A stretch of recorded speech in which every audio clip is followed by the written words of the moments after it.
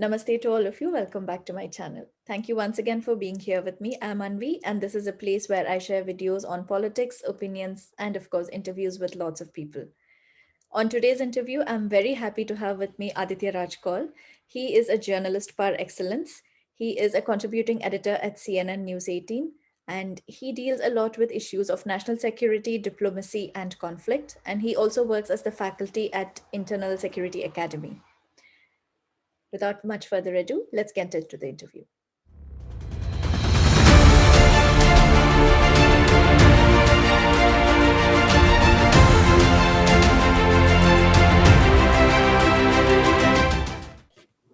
Aditya, namaste to you and hearty welcome. Thank you so much for having me here, and very happy to have this conversation with you. So Aditya, to dive right into the incident that has sparked this discussion with you, the brutal murder of Rakesh Pandita the 2 days ago, could you tell us about that? What exactly happened? Well, yes, Rakesh Pandita was a member of the BJP, and he also hailed from the minority community of Kashmiri Pandits. And as you know, the Kashmiri Pandits met Exodus in 1990, and ever since 1990, most of the Kashmiri Pandits have been living a life of exile, mostly in Jammu and Delhi, but all across the globe as well. They're just waiting for a moment to return home, but it doesn't seem like that moment has arrived in the last 32 years. So Rakesh Pandita also had migrated out. His family stays in Jammu, but a couple of years back, I think he decided that he wants to reclaim, his claim on the land, his claim on his roots, which he had to leave under the threat of terror, under the threat of violence. So he decided to jump into the political fray. He joined the BJP. He contested elections at the grassroots level. So he became a member of the municipal committee in Tral of South Kashmir, which is infested with terrorism all across. And he won the elections, and he also later became the chairperson of the municipal committee. So he was very much, in interaction with the local population there, working with them night and day. He was provided security also by the J&K police. But day before yesterday, 2 days back, what happened was that he went to visit a friend in Tral in South Kashmir. And that's when, a little after 6 p.m. in the evening, three terrorists barged in and pumped bullets into his body. He died instantly, and the friend, who was a Kashmiri Muslim, his daughter, also received injuries. Thankfully, she survived, and she's getting medical care at a local hospital. So this also has triggered now, debate about violence and terrorism in Kashmir yet again after the abrogation of 370, and how things are at this moment. Right.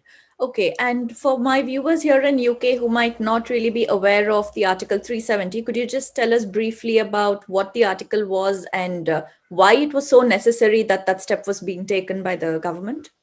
Sure. It was on Article 370 and 35A. Although it's a very broad, article, and one may not be able to explain this in greater detail. But what I can tell you is that a special autonomy was given to Jammu and Kashmir as part of this treaty. Article 370 and 35A gave a special status to Jammu and Kashmir, where there were special laws to J&K apart from India, apart from the laws that were well defined in the Indian constitution for all across the country. J&K had a separate constitution. J&K had a separate flag. And this constitution also separated, the jurisdiction of law, of finance, of several other characteristics of the government were divided. And there was, instead of an Indian penal code, there was a Ranveer penal code that was RPC that was running in Jammu and Kashmir. Also, it was discriminatory to the women because there was a clause in the Article 35A that those women in Jammu and Kashmir who marry outside, be it outside Jammu and Kashmir, elsewhere in India or all across the globe, they will not get an opportunity to buy property in Jammu and Kashmir. They can't even inherit the property of their parents in any way. Imagine that happening in India of at that particular time, 2019. It was also discriminatory to the Valmiki community, the Dalits, because there was a section of Valmikis and Dalits who were brought into J&K many decades ago as sanitation workers. They worked in the municipal corporation. They worked very closely as sweepers, as to pick up garbage, to help basically in civic amenities. But gradually, those people who were mainly brought in from Punjab had settled in Jammu and Kashmir for decades together. And there were thousands of them. According to the Article 370 and 35A, as per law, these Valmikis and Dalits did not get an opportunity to serve the J&K government in any other capacity. That means the sons and daughters of these Valmikis or Dalits could only be sweepers, could only be sanitization workers, could only be garbage pickers or workers of civic amenities, and could not get any other government job in J&K. Now imagine this kind of a blatant discrimination, horrific discrimination happening, in India. I know that when this came up in the Supreme Court of India, the judges were horrified that even they didn't know that this was happening, because this was kept as a very secretive affair.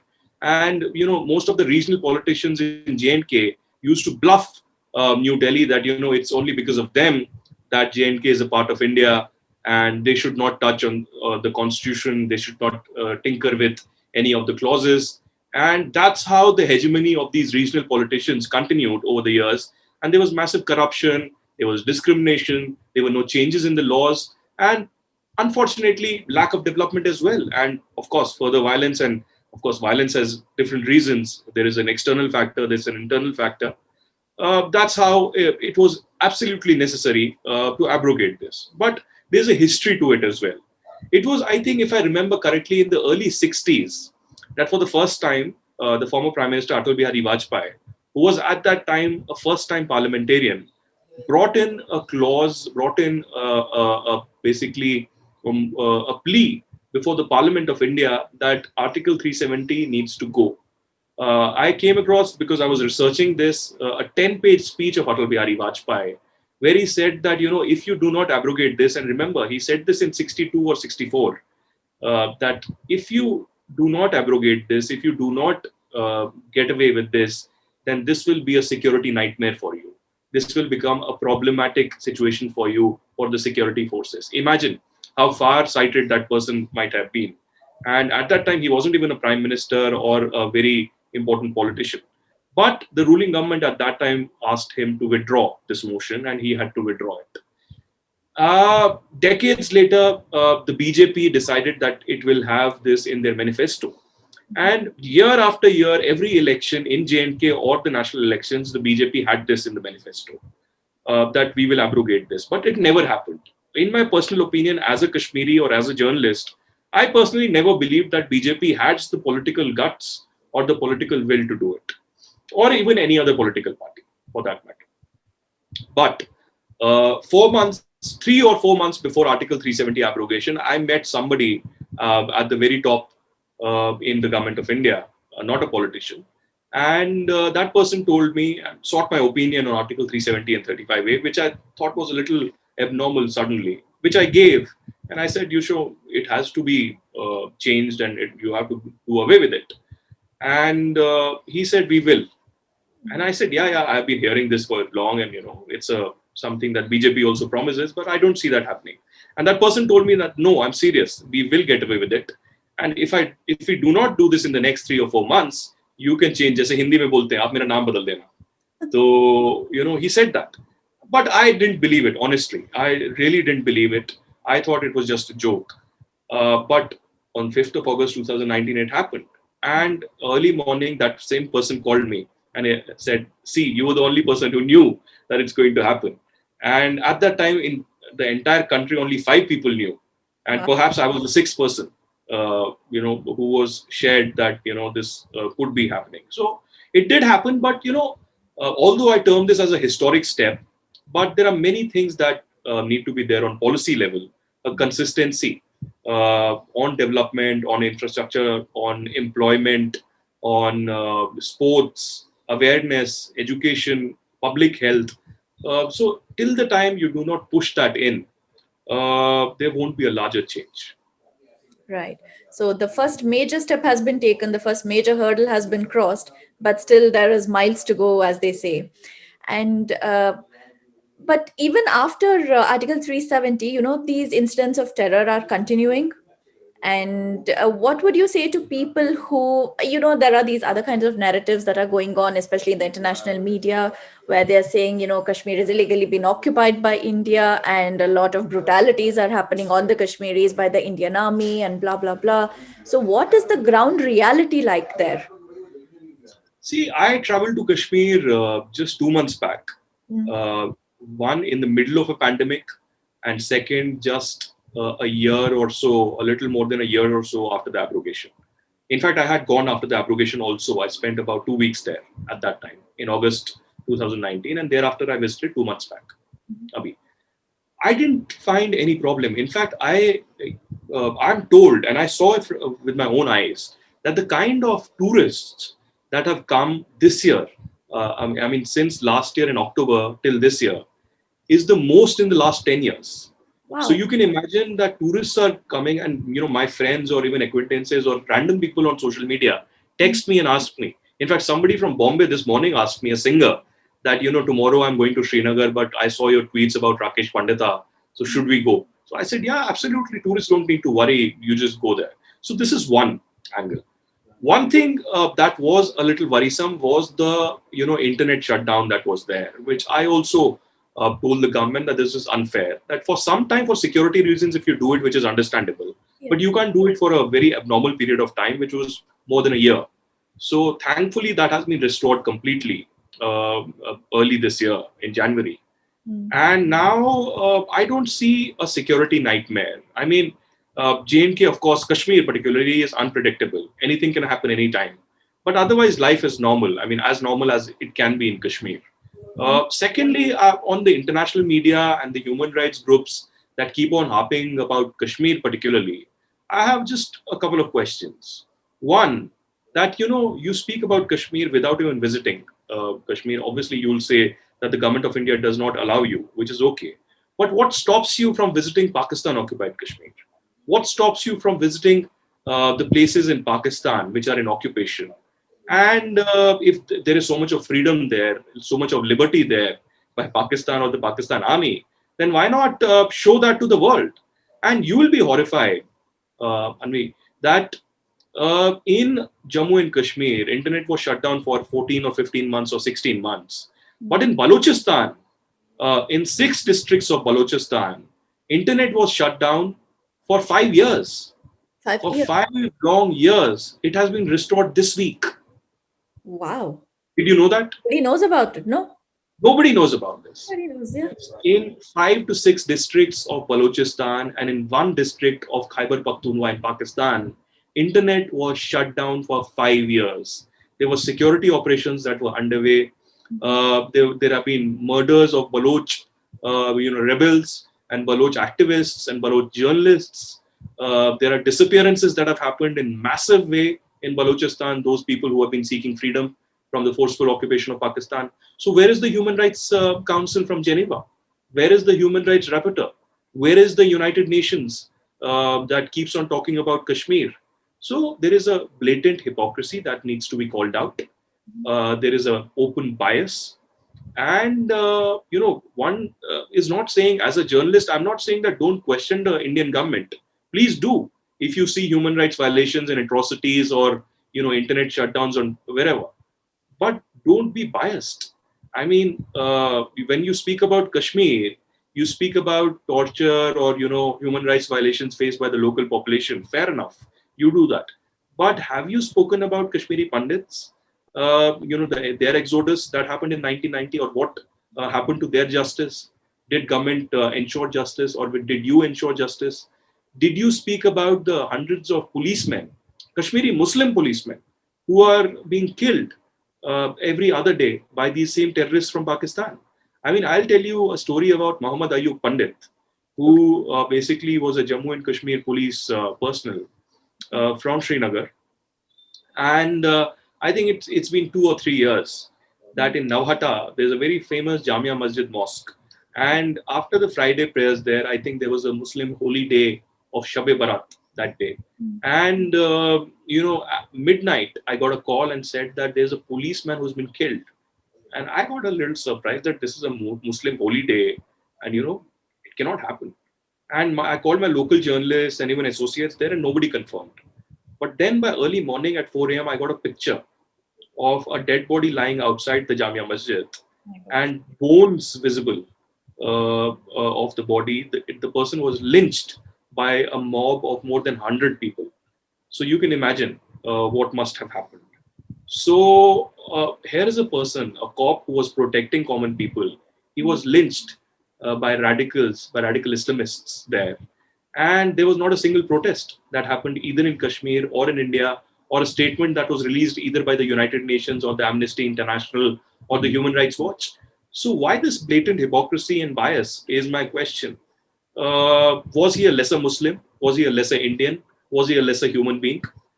That's what puzzles me. On Kashmir, while the international media may question the government of India or the J&K police or the security forces, they have worn blinkers when it comes to Pakistan occupied Kashmir, when it comes to terrorists, be it Jaish-e-Mohammed, Lashkar-e-Toiba, or Hizbul Mujahideen, that have gone open fertile soil in Pakistan.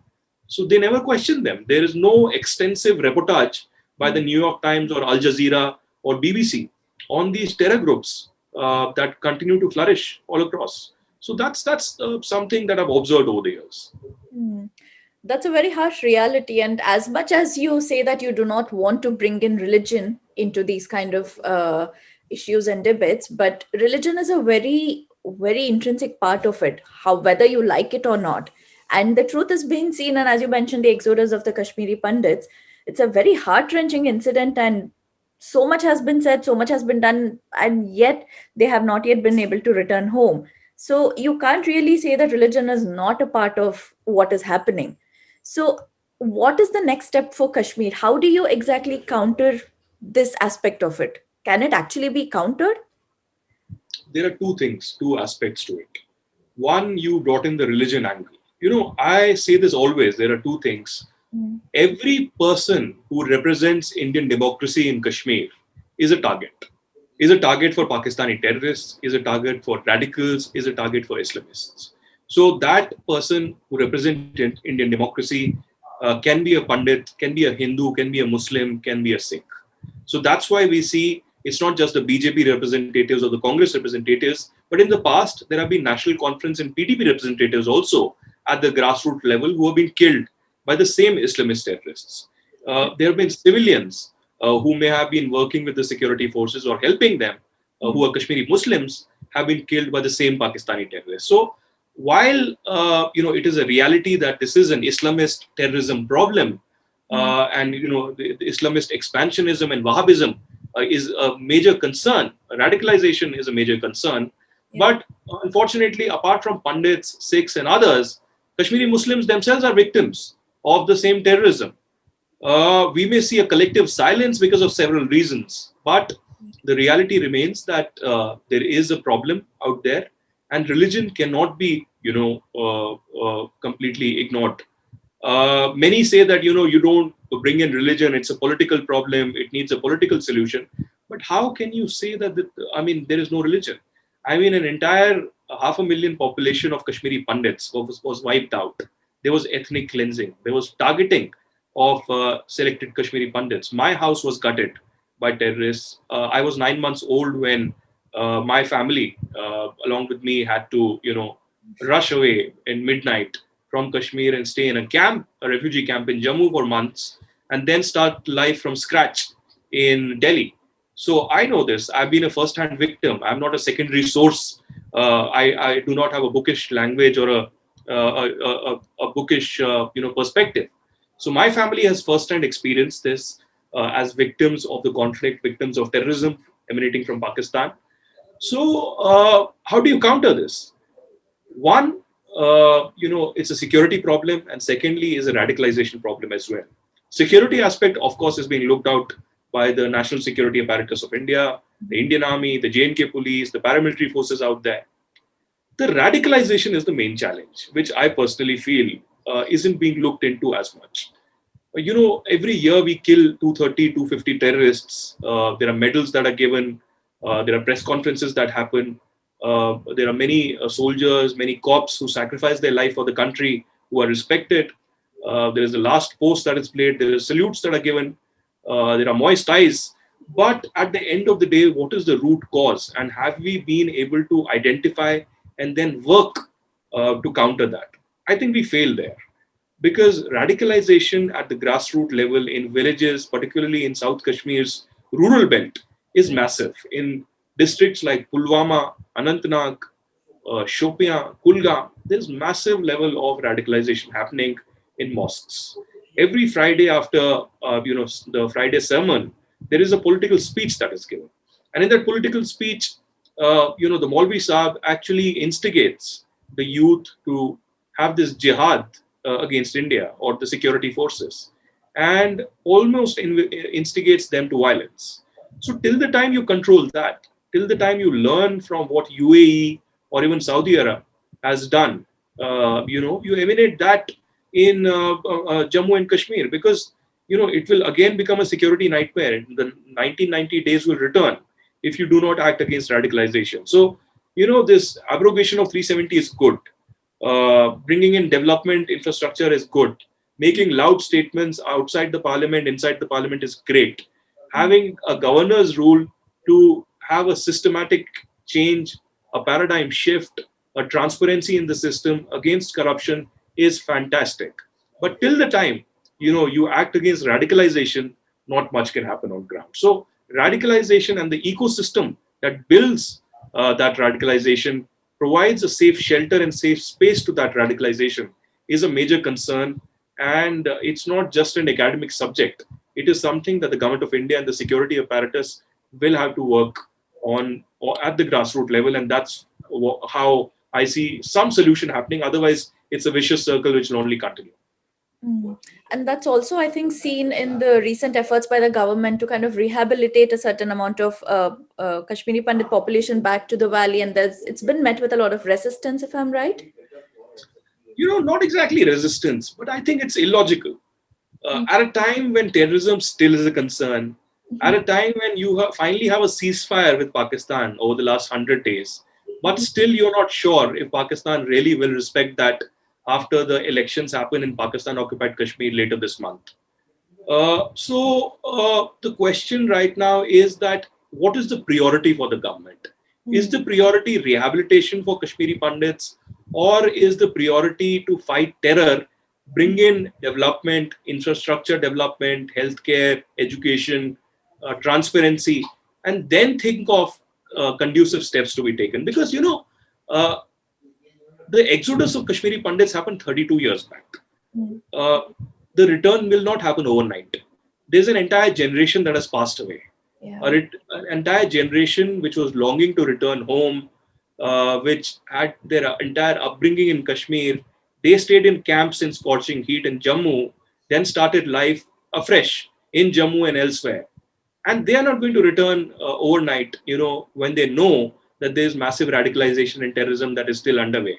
When they know that there are people like Rakesh Pandita and Ajay Pandita who are still targeted, who are still killed in South Kashmir, when their only fault is that they chose to return. They chose to contest elections. They chose to become public representatives. They chose to help people on the ground. So what was their fault? So when there are these, even one act of terror against a minority in a year, that instills fear, psychosis in the entire community. Because we are speaking about a minuscule minority here that is languishing all across the globe. There's no particular location that these minorities are located at. So conducive steps need to be taken, but it's a long affair. So I feel that Kashmiri Pandits have waited long enough and they can wait further long. But the priority for the government right now, one is that justice can be provided, because till now, I'll tell you that just like in the 84 riots cases that, there was a commission set up, and after 30, 40 years, finally we got some hope for justice and some convictions happened. In the case of Kashmiri Pandit exodus and ethnic cleansing, there was no commission set up. There was only an NHRC ruling where it said that this was a very heinous crime and, this was akin to genocide. But Government of India did not have any kind of commission. There was not a single conviction against a terrorist for brutalities or terror against the Kashmiri Pandit community. No single conviction. So how will there be any confidence building? So justice needs to be provided. Terrorists like Yasin Malik or Bitta Karate and Javed Mir are seen as villains by Kashmiri Pandits. So till the time you have conviction against them, I don't see any glimmer of hope for the Kashmiri Pandits to either return or even think of, returning someday.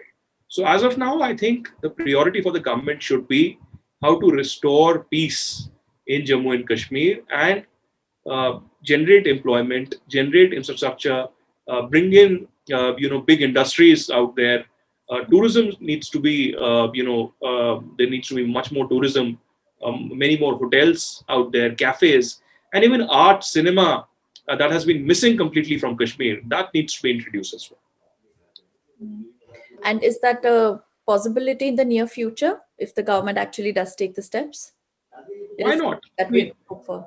see, I'll tell you, I have been, otherwise in life, I'm a very optimistic person. But, on Kashmir, I always used to say that there is no solution in my lifetime. And when people used to ask me that, will you return? I said, I will return someday, but that's like a philosophical notion. Right. In practicality, I don't know if I can return and if I can actually stay where I'm seen as an alien if I go to Kashmir. Even if I roam around in the interiors, I'm seen like an outsider, even though I speak perhaps better Kashmiri than anybody in Kashmir right now. Right. So I particularly feel that before 5th August 2019, I felt that things were different. With the abrogation, I felt that all is not lost and everything is not impossible. There are things that we can achieve if there is a political will, if there is some kind of a commitment, if there is, at the very top level, a will to act. So I feel that everything can happen. A return of Kashmiri Pandits can also happen at some point in time. Yeah. But right now, in such an atmosphere of terror and radicalization, that is unthinkable. In last 30 years, there's been no cinema hall in the Kashmir Valley. So till the time you have cinema halls, till the time you have art and songs and craft that returns to Kashmir, that lifestyle that used to exist perhaps before 1990 or 1985, till the time, how can you have a diversity out there, secularism actually practically happening? Because, we are talking about a community in Kashmir who have not lived with Hindus. Basically, there are hardly 3,000 Hindus left in entire Kashmir, while the population was more than 4 lakhs before 1990. So it's a little illogical right now to see that things will change overnight. I don't see that happening over the next 1 decade, but there are small steps and consistency in policy that need to be there. And this ecosystem that was built over the last 30 years, supporting terrorism, radicalization, Yeah. government has acted against them since 2017. That policy needs to continue. And you don't allow on your own soil where Indian constitution, Indian democracy prevails. You cannot avoid, allow any kind of secessionism or separatism to grow. Yes, criticism against the government, protests against the government are very much welcome and should be there in any democracy. But, to abuse the Indian constitution, to abuse, the Indian parliament is certainly something that cannot be tolerated. Yeah. It was very interesting what you said about the cinema halls not being open for 30 years. I remember reading about a temple that was recently reopened a couple of months ago after 20 years or 25 years. So that was a very good news and people were actually celebrating. And it's surprising to see that, people actually celebrate the opening of a temple, which is like something we take for granted in our daily lives. And to see Sure. that contrast with the life of the people in Kashmir, it was like, wow. I mean, it's just beyond imagination, I guess. Something, although my parents are very much practicing Hindus, and every day in the morning they have their ritual at the temple for at least for half an hour or more. I personally, although I have faith, I believe, but I usually do not go to temples. I usually, maybe once in a while, not somebody on a weekly basis or a monthly basis. But something very strange. When I go to Kashmir, I ensure that I go to the temple. I don't know. It's not something which comes from inside, or I make it a point that I have faith, so I have to go. But Mm. something within me tells me that I have to go to Shankaracharya temple, or the Hari Parvat temple, or the Kheer Bhavani temple. And once I'm there, I feel a very different vibe, a very different kind of internalization within me. That it's a powerful place. It is actually a very powerful place. So it happens with many of my friends also. So I plan to go again, perhaps later this month or next month, Mhm. and you'll be surprised that in the last 7 to 10 years, I have only traveled to Kashmir for work. I have never in my life gone to Kashmir either with my family or Mm. for pleasure or even as a tourist. So Mm. I might have traveled to Kashmir more than 50 times since 2013, but Mm. it's been always for work. So for the first time, I'm planning this time that maybe I'll go with friends for a trip. Mm. All depends on one, the pandemic, and second, how things on security level are there.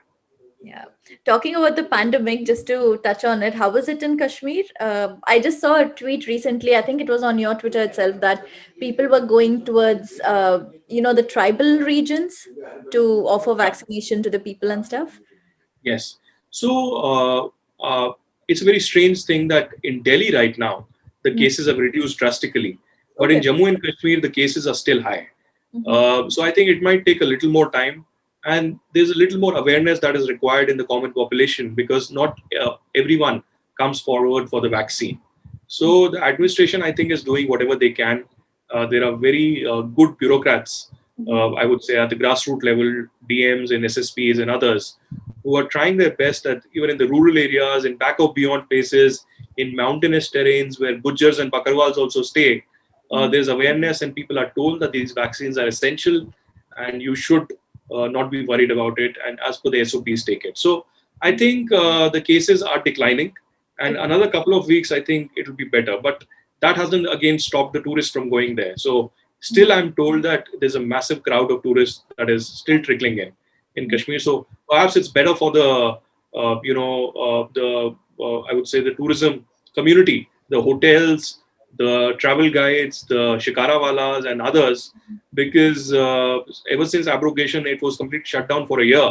Mm. There was not much business that was happening, and Yeah. suddenly they see the best business in 10 years. Mm. So I mean, I'm only glad. Yeah, that's wonderful. Just to finish it off, Aditya, we also recently saw the violence in West Bengal, large scale violence. Would it be right to say it's kind of the same modus operandi that is working? Because I did see a few people kind of compare that this might become the new Kashmir if we don't take action right now. So, do you see any similarities, or like how does that? One, this is an entire different topic, and obviously, we can again take a couple of hours to discuss this. Mm. But I personally, one, would not compare Jammu and Kashmir with any other part of India. Mm. First, because Jammu and Kashmir does not only have a majority population Mm. of Muslims, which isn't visible anywhere else in India. Secondly, there's an external dimension of Pakistan, which continues to fuel trouble and terrorism in Jammu and Kashmir, which isn't the case in West Bengal or Kerala or Assam Mhm. entirely. Although there is a cross-border link of Bangladesh, there are Bangladeshis who come in. There is, of course, a little bit of radicalization, etc., that has been reported in that belt also. But the concerns are very much genuine. That if the minorities there are not protected enough, or given rights, or given some kind of power, equal power, then certainly it will be a problematic situation. So minorities, particularly in Assam, in West Bengal, in Kerala, have been facing a lot of wrath, a lot of violence has been reported, and certainly these are genuine concerns. This entire gory cycle of violence is only increasing day by day. So till the government and the administration act, otherwise it will be a nightmare. Mm. That's wonderful.